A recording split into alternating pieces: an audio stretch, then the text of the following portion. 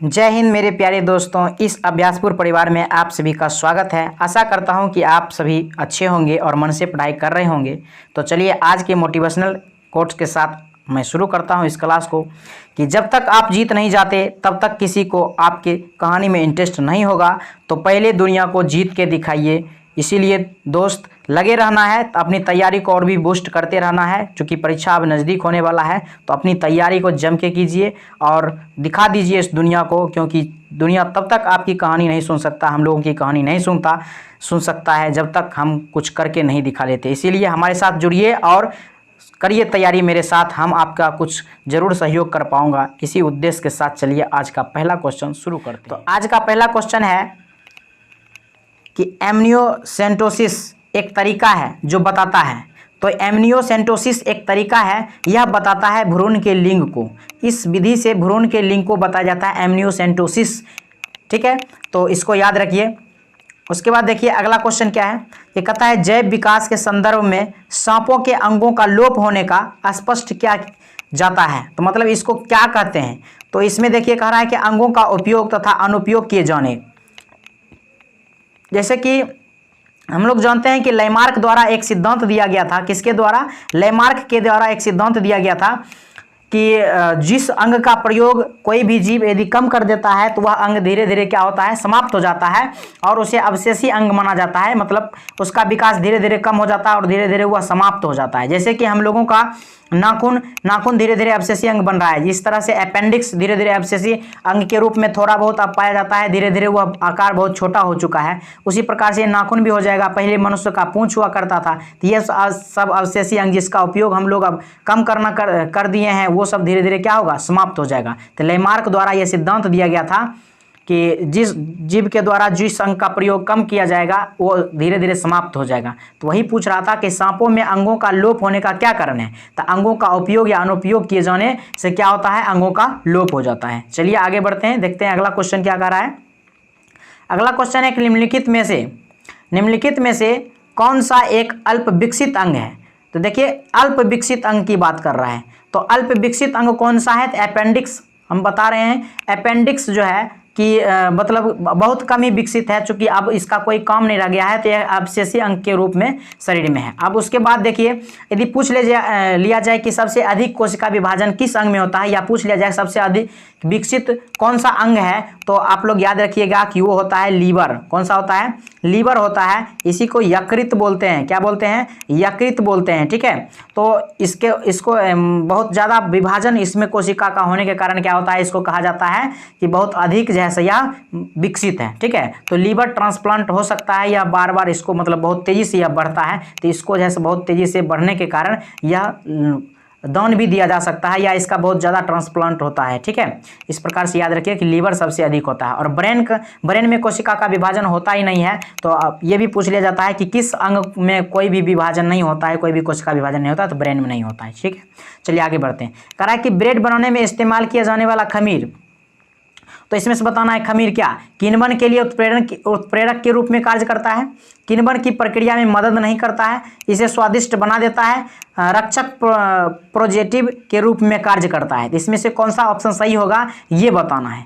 तो इसका ऑप्शन हो जाएगा ए, मतलब कि किण्वन के लिए उत्प्रेरक के रूप में कार्य करता है। देखिए किण्वन के रूप में क्या होता है, सबसे पहले कि ये जो ग्लूकोज होता है C6 कितना होता है, C6H12 और O6 जो होता है, यह खमीर या इसको कहते हैं खमीर या जाइमेज एंजाइम की उपस्थिति में क्या होता है, खमीर या जाइमेज एंजाइम की उपस्थिति में किस चीज में बदल जाता है, या अल्कोहल में, यानी कि अल्कोहल प्लस जो है यह बन जाता है CO2 यानी कार्बन डाइऑक्साइड बन जाता है। ठीक है, और यह ब्रेड जो है खमीर की उपस्थिति में ही फूलता है। मतलब ब्रेड जब फूलता है तो वह किसकी उपस्थिति में, खमीर या इसमें इसी को कहते हैं जाइमेज एंजाइम। ठीक है, इसमें पाया जाता है। तो इसके उपस्थिति में यह अल्कोहल और CO2 में बदल जाता है। आई होप ये समझ गए होंगे। चलिए आगे बढ़ते हैं। तो इसका ऑप्शन क्या हो जाएगा, ए हो जाएगा। अगला क्वेश्चन क्या है, इनमें से कौन सा अंग संवहनीय पौधा है, इनमें से कौन सा गैर संवहनीय पौधा है। तो गैर संवहनीय पौधा मतलब जिसमें संवहनीय नहीं है। देखिए संवहन का मतलब होता है या तो जाइलम होगा या फ्लोएम होगा, तभी उसमें संवहन हो सकता है। जाइलम के द्वारा जल जाता है, फ्लोएम के द्वारा उसमें भोजन उजन जाता है। तो इस तरह से कर सकते हैं कि जिसमें जाइलम और फ्लोएम है ही नहीं, तो जाइलम और फ्लोएम जो है जैसे कि थाइलोफाइटा हो गया, कौन सा, थाइलोफाइटा या ब्रायोफाइटा, थाइलोफाइटा या ब्रायोफाइटा, इन सभी में क्या होता है, ये गैर संवहनीय होता है, इसमें जाइलम और फ्लोएम नहीं पाया जाता है। तो इसके कुछ उदाहरण हैं, उस उदाहरण को याद रखिए। जैसे कि इसमें उदाहरण हो गया, आपको इसमें उदाहरण हो जाता है जैसे कारा का, जिस जो कि ऑप्शन में भी ए में दिया हुआ है, कारा हो गया। कारा के अलावा भी होता है जिसको हम लोग कहते हैं यूलोथ्रिक्स होता है, यूलोथ्रिक्स, और उसके अलावा भी एक मॉस होता है, मॉस नाम का। तो ये सब क्या है, ये सब जो है सो ये गैर संवहनीय होता है, इसमें जाइलम और फ्लोएम नहीं पाया जाता है। चलिए आगे बढ़ते हैं। कह रहा है कि भाखड़ा चूना बनाने के लिए पानी के साथ अधिक प्रतिक्रिया करता है। तो यह CaO जो बिना बुझा हुआ चूना है, यह अधिक प्रतिक्रिया करता है। इसका ऑप्शन नंबर सी सही हो जाएगा। चलिए आगे बढ़ते हैं, अगला क्वेश्चन देखते हैं। कहता है मैग्नीशियम मिल्क अर्थात मिल्क ऑफ मैग्नीशिया का प्रयोग किस प्रकार किया जाता है। तो मिल्क ऑफ मैग्नीशिया का प्रयोग इसको कहते हैं लेटेक्स के रूप लैक्सेटिव या घुट्टी के रूप में, इसको घुट्टी कहते हैं। तो ये क्या होता है, ये जो है सो कह सकते हैं कि अधिक प्रतिक्रिया, तीव्र प्रतिक्रिया कह सकते हैं, ये होता है, इसमें तीव्र प्रतिक्रिया होता है। तो इस प्रकार से हम कह सकते हैं घुट्टी लेटेक्स जो होता है इसको कह सकते हैं MgOH का होल ट्वाइस। ठीक है, यह MgOH का होल ट्वाइस होता है, जो कि क्षार या एंटासिड होता है, या प्रति अम्ल कह सकते हैं होता है ये घुट्टी। ठीक है, इस प्रकार से इसका आंसर क्या हो जाएगा, इसका आंसर ए हो जाएगा। ठीक है, आगे बढ़ते हैं।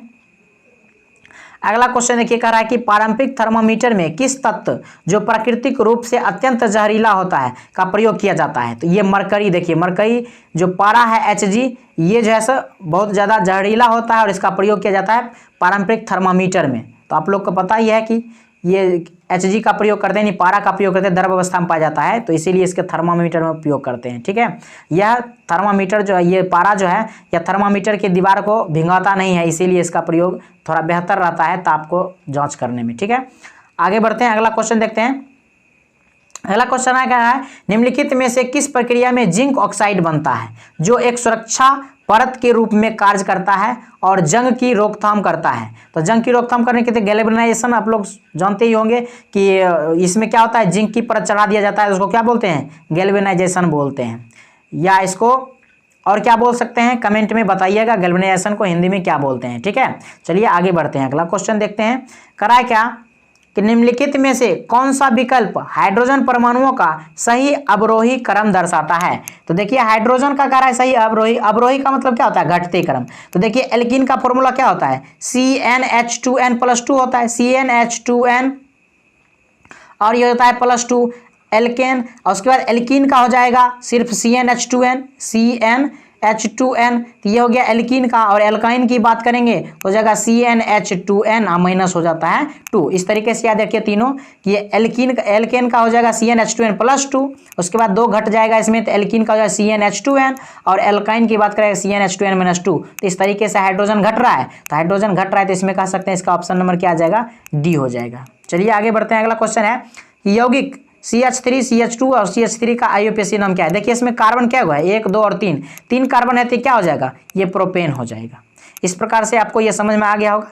चलिए आगे बढ़ते हैं, अगला क्वेश्चन देखिए। अगला क्वेश्चन क्या कर रहा है कि धातुओं का वह गुण जिसके कारण उन्हें चिपटा किया जा सकता है, जिसके कारण उन्हें चिपटा किया जा सकता है उसे आघात वर्धनता कहते हैं। इनमें से कौन सा आघात वर्धनता का उदाहरण नहीं है। तो देखिए लिथियम फॉयल जो होता है, ये फॉयल इसका भी आघात वर्धनता होता है, पीट करके पतली चादर इसको बना सकते हैं। और स्वर्ण परत होता है, ये भी होता है स्वर्ण परत। चांदी का फॉयल जो हम लोग देखते हैं मिठाई के ऊपर डाला रहता है फॉयल, जो चांदी जैसा दिखता है, हालांकि वो रहता नहीं है चांदी का, वो रहता है एल्युमिनियम का फॉयल रहता है, लेकिन उसी प्रकार से हम चांदी का फॉयल बना सकते हैं। तो एल्युमिनियम का फॉयल मिठाई के ऊपर रहता है, चांदी का भी फॉयल बन सकता है, लिथियम फॉयल भी हो सकता है, स्वर्ण पत्र भी हो सकता है। ये सब तो बहुत ज़्यादा आघात वर्धनता है, लेकिन इंडियम का जो पन्नी है यह जो है आघात वर्धनता का उदाहरण नहीं है। चलिए आगे बढ़ते हैं, अगला क्वेश्चन देखते हैं। देखिए अगला क्वेश्चन क्या कर रहा है कि सूची में मिलान करना है। देखिए त्वरण का क्या होता है, त्वरण का होता है मीटर प्रति सेकेंड स्क्वायर, यही होता है। बल का मात्रक क्या होता है, बल का मात्रक होता है न्यूटन। और कार्य का मात्रक क्या होता है, कार्य का मात्रक जूल और आवेग का मात्रक न्यूटन सेकेंड। तो इस तरह के हम कह सकते हैं कि इसका ऑप्शन कौन सा हो जाएगा। तो देखिए 1 का 3 किसमें है, 1 का 3 ऑप्शन नंबर ए में है। इस प्रकार से ऑप्शन नंबर ए इसका सही हो जाएगा। चलिए आगे बढ़ते हैं। अगला क्वेश्चन देखिए क्या है। अगला क्वेश्चन का है कि वेग भी से चलती हुई कार का ड्राइवर ए दूरी पर अचानक सामने एक चौड़ी दीवार देखता है, तो उसे निम्नलिखित में से क्या करना चाहिए। देखिए इस क्वेश्चन का जवाब तो हम अपने दिमाग में सोच करके भी दे सकते हैं कि हमको क्या करना चाहिए अपनी होशियारी से। तो देखिए तेजी से ब्रेक लगानी चाहिए, बिल्कुल तेजी से मोड़ लेना चाहिए। देखिए ब्रेक के साथ उसको मोड़ना भी चाहिए, क्योंकि यदि मान चलिए ब्रेक यदि फेल हो गया और जाकर के वो टकरा जाएगा, ये जब मोड़ ले लेंगे तो क्या होगा, हो सकता है संभावना ये हो कि वहाँ जहाँ तक हम रोकना चाहें, चाहे जितनी दूर पर दीवार हो ना रुके, लेकिन मोड़ लेने से क्या होगा, थोड़ा सा ब्रेक लगाएंगे और ब्रेक लगाने के बाद मोड़ लेंगे तो बचने की संभावना अधिक हो जाएगी। ठीक है, इसीलिए ऐसा करना चाहिए। चलिए आगे बढ़ते हैं। अगला क्वेश्चन देखिए क्या कह रहा है।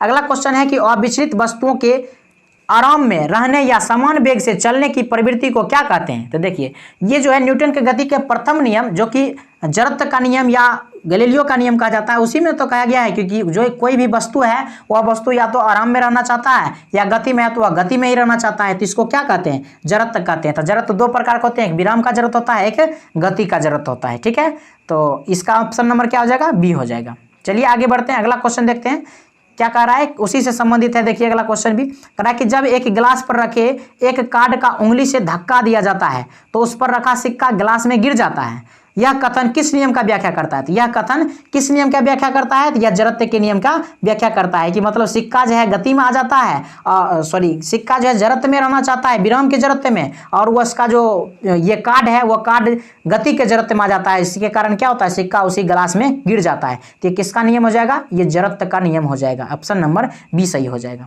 ठीक है, चलिए आगे बढ़ते हैं। अगला क्वेश्चन क्या कह रहा है कि किसी पदार्थ पर डैश कार्य करने के बावजूद भी उसके आकार में परिवर्तन ना होने का गुण क्या कहलाता है। देखिए किसी पदार्थ पर डैश कार्य मतलब बाह्य बल कह सकते हैं। किसी पदार्थ पर बाह्य बल कार्य करने के बावजूद भी उसके आकार में परिवर्तन ना होने का गुण क्या कहलाएगा, तो कहलाएगा दृढ़ता। क्या कहलाएगा, दृढ़ता का मतलब हो गया बहुत ज्यादा, मतलब उसमें कोई परिवर्तन होगा ही नहीं, तो उसको क्या कहेंगे, दृढ़ता। और क्या लगेगा उसमें, बाह्य बल लगेगा। इस प्रकार से ऑप्शन नंबर सी सही हो जाएगा। चलिए आगे बढ़ते हैं। कह रहा है कि एक गैस के रुद्धोष्म दबाव के दौरान उसका तापक्रम क्या होगा, तो इसका तापक्रम बढ़ता है। देखिए होता क्या है कि रुद्धोष्म, जैसे साइकिल का टायर फट जाता है ना, रुद्धोष्म प्रक्रिया के द्वारा। इसमें देखिए एक रिलेशन याद रखिए कि जब P directly proportional to T होता है, यानी कि यदि हम प्रेशर को बढ़ाएंगे तो दाब भी क्या हो जाएगा, दाब भी बढ़ जाएगा। इसमें नियत क्या रहता है, ये भी बहुत बार पूछ लिया जाता है। तो इसमें जो है सो उष्मा नियत रहता है। क्या रहता है, नियत।